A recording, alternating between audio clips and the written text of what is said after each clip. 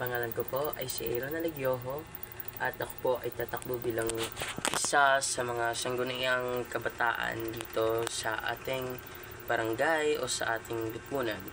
At kapag ako po ay iyong binoto, marami po akong kayang iservisyo. Isa na rin doon ang magbigay ng advokasya at mga solusyon sa mga problema na ating kinakaharap ngayon na mga panahon. Isa na doon ang kalinisan ng ating kapaligiran. Tayo po ay magkakaroon ng tungkulin. Isa sa atin po o tayong lahat po ay magkakaroon ng tungkulin upang magkaisa at linisin natin ang ating kapaligiran upang tayo ay mamalagi at manirahan sa isang malinis at mapayapang kapaligiran.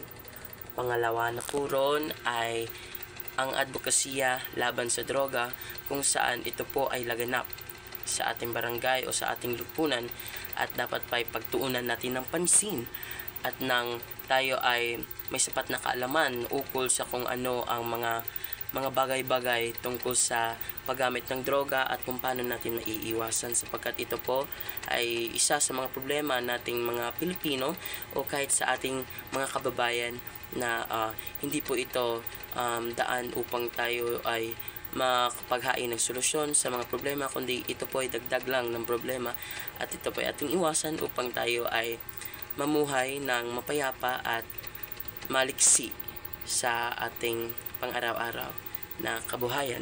Pangatlo po ron ay ang maagang pagbubuntis.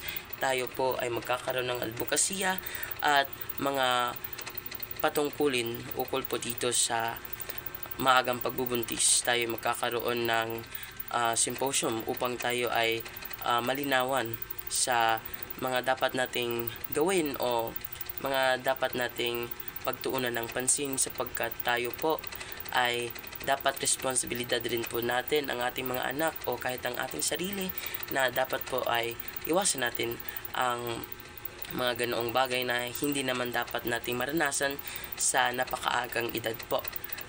Sa uulitin, ako po si Aaron Alegyoho, isa sa mga tatakbong sangguniang kabataan dito sa ating lipunan, at ako po ay handang maglingkod at magserbisyo sa ating lahat.